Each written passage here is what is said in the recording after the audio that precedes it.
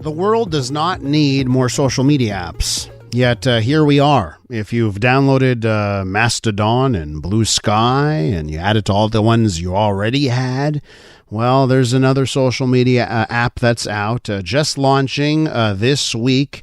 Meta, of course, they own Facebook and they own Instagram. They have launched a rival app to Twitter. The app is known as Threads, and it aims to go head-to-head with Twitter. And we know that Twitter right now, and ever since it has gone under Elon Musk's leadership last October, it has become a very, very controversial platform with a whole bunch of decisions. So perhaps this is the opening for one of these apps that want to dethrone Twitter to do just that. Launching in Canada, the US, and more than 100 countries, but not Europe, by the way. Did you know that? They can't launch in Europe due to some privacy rules. And just 18 hours after the launch, the app has received over 30 million signups. Number one on the App Store, the Apple App Store. Carmi Levy is with us, CTV's tech analyst. Carmi, welcome back to the show. Great to be back, Elias. Thanks for having me. So, listen, somebody said, I'll give you an invite to Blue Sky. I said, okay, fine. I get an invite to Blue Sky. And I install it. I used it twice. I never went back. Mastodon, I knew Mastodon because of the people that were going to Mastodon. I could tell they were the worst people on Twitter. They were all hopping on Mastodon. I said, okay, I'm not even going to try with that one. Now we have Threads. And you know what? I signed up because it was so easy, right? Because I have Instagram. You press one button, boop. I'm on Threads. Give me your take here. First things first, we will get to Threads itself. But what's your take about the environment that has allowed these apps to even start up in the first place? Well, I think it all kind of started around when Elon Musk first took over Twitter late last year and sort of started sowing this sort of landscape of chaos, one decision after another that essentially gradually eroded what made Twitter Twitter. Twitter was kind of like the open, town square of the internet. There were no limitations, really. You could follow anyone could follow you. And it was supposed to be like a fairly idealistic platform. Of course, it, became somewhat toxic here and there. But generally speaking, Twitter was the pulse of the internet. It was where everyone went to find out what's happening now. And as soon as Elon Musk came along, he started imposing new rules that basically made it clear you got to pay to play. And if you're not going to pay, this platform isn't going to be useful to you. Eventually to the point that we started engaging with it less. The noise took over. There's a lot more chaos now. Your feed, it's a lot harder to find out what's going on. Mm-hmm. A lot of public service accounts, for example, emergency services, police, fire, wildfire notifications, extreme weather warnings, things like that. Those have all gone dark in recent months because Elon Musk has been charging and threatening and trying to charge these people for the privilege of being on the platform. And so I think it's kind of reached ahead, certainly last week when he announced that we would only be able to view a certain number of tweets, upwards of 1,000 for most of us, in the course of a given day before we would run out of tweets and we'd have to come back tomorrow, which to me is not how social media works. And I think that was the moment where people said, okay, that's it. I'm drawing a line and I'm out. And so, along comes Threads in almost probably the most perfect timing in tech we've ever seen. Here's Threads, which is, compared to Mastodon, compared to Hive Social, compared to Post News, the problem there, and you described it perfectly, they did not have a network built in. So you installed it and there was no one to talk to. Yes. Or you didn't like the people that you talked to, but that was the network that you built up in Twitter wasn't there anymore. And so difference with Threads is that it springboards off of everything you've already invested in Instagram. You can instantly connect to your entire Instagram network, and all of those notifications, even if you're not signed up for Threads, you're seeing those notifications in your Instagram feed, so it kind of pulls you in. And even if you want to connect with someone on Instagram who isn't on Threads yet, you can preemptively tag them, and you'll automatically follow them once they do join. They've engineered this to address a lot of the limitations we've seen in all the other wannabe Twitter killers.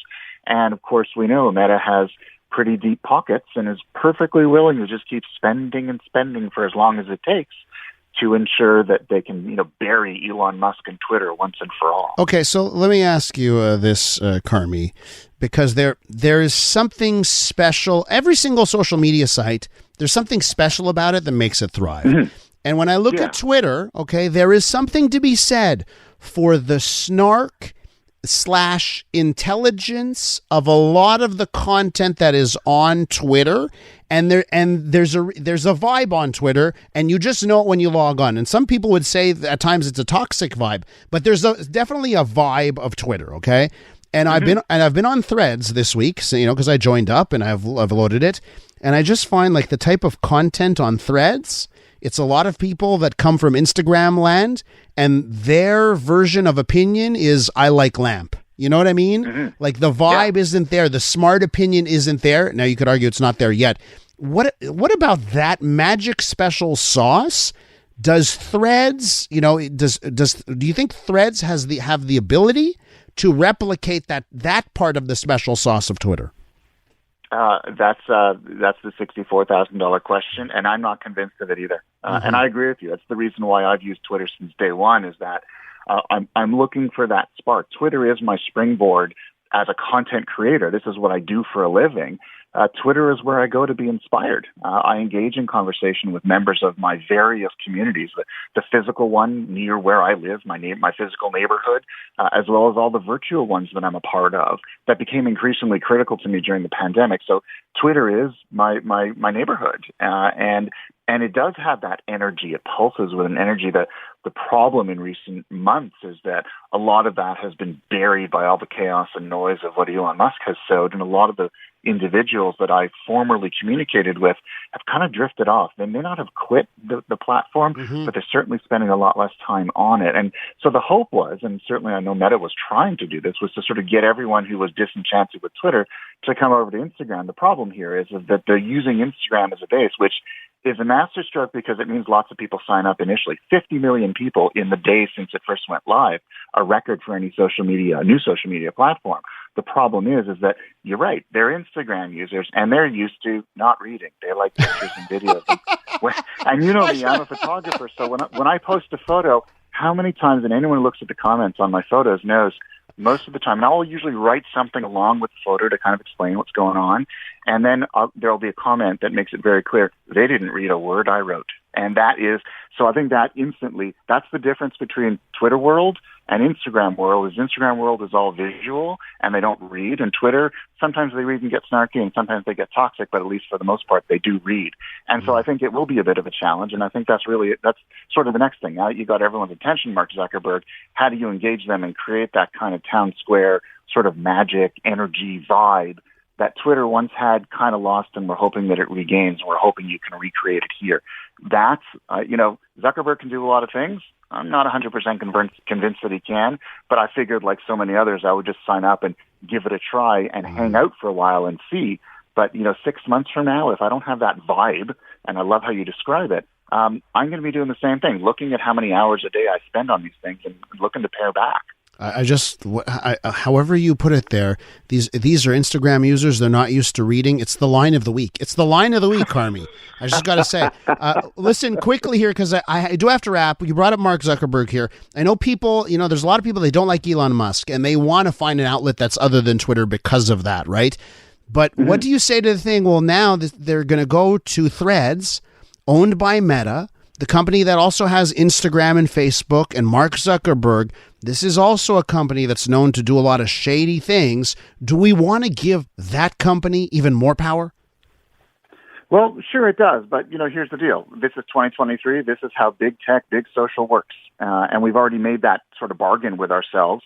It's the price that we pay for being part of the digital economy of the digital world. So we can go live in a digital equivalent of the cave if we don't want to deal with the Elon Musks and Mark Zuckerbergs of the world.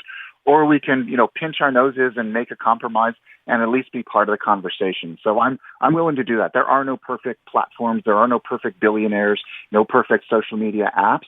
But hopefully this one's a little bit perfecter than the others. Carmi, thanks so much. Great talking to you about tech. I appreciate your time. Do I? Thanks so much, Elias. That's Carmi Levy, CTV's tech analyst. Let me know if you're on Threads. I'm on Threads, at Elias Makos, same place you can find me on the Instagram and the Twitter.